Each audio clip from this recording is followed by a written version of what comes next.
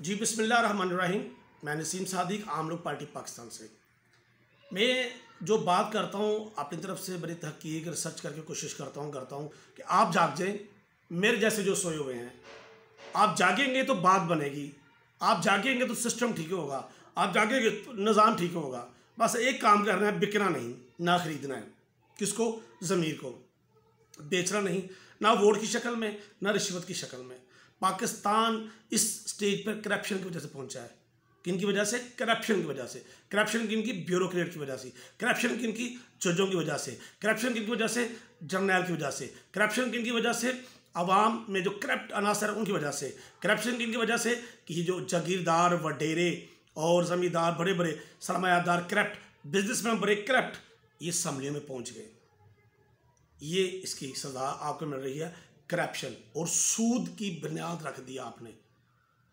आप देखिएगा बड़े जल्द ही ये अरब सारे बर्बाद होने वाले हैं।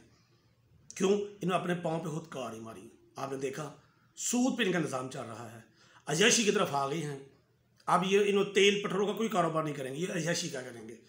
ये इस तरह बेचेंगे और बकवाएंगे, इनका काम भी शुरू हो जाएगा। मुसलमान को अब जागना पड़ेगा।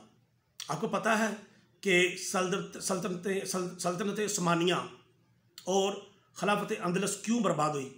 वहाँ जो असबाब थे वो इस वक्त पाकिस्तान में और मुसलमानों में पाए जाते हैं। मुसलमानों के 62 कंट्री में वही असबाब, वही चीज़ें, वही गंद, वही नलायकी, वही सब कुछ जो वो चाहते थे, मगरब जैसा बनना। करप्शन, ज़र ज़मीन, इस पर बर्बाद हो गए वो लोग। किसने फ़ायदा उठाया? अंग्रेज़ ने। किसने फ़ायदा उठाया? यहूदी ने। और बिके आप लोग। आज भी वैसे का वैसे ही है। वोट पे भी बिक रहा है आम बंदा, बर्गर बिरयानी और 2000 रुपये पे।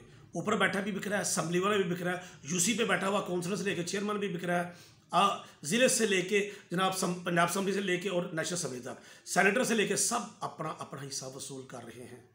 ये आपकी बर्बादी की वजह, ये आपकी बर्बादी की वजह कि आपके जहन में गंद आ चुका है, इज्जत अदब एहतराम ख़त्म हो चुका है। सिर्फ अपने पेट और अपने बच्चे की फिक्र कर रहे हैं। वही बच्चे आपको कल को कब्रिस्तान तक में छोड़े जाएंगे। आपको जागना पड़ेगा।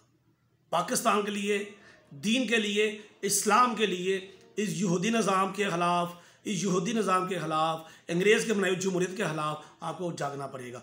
दीन इस्लाम के निज़ाम की तरफ आपको आना पड़ेगा।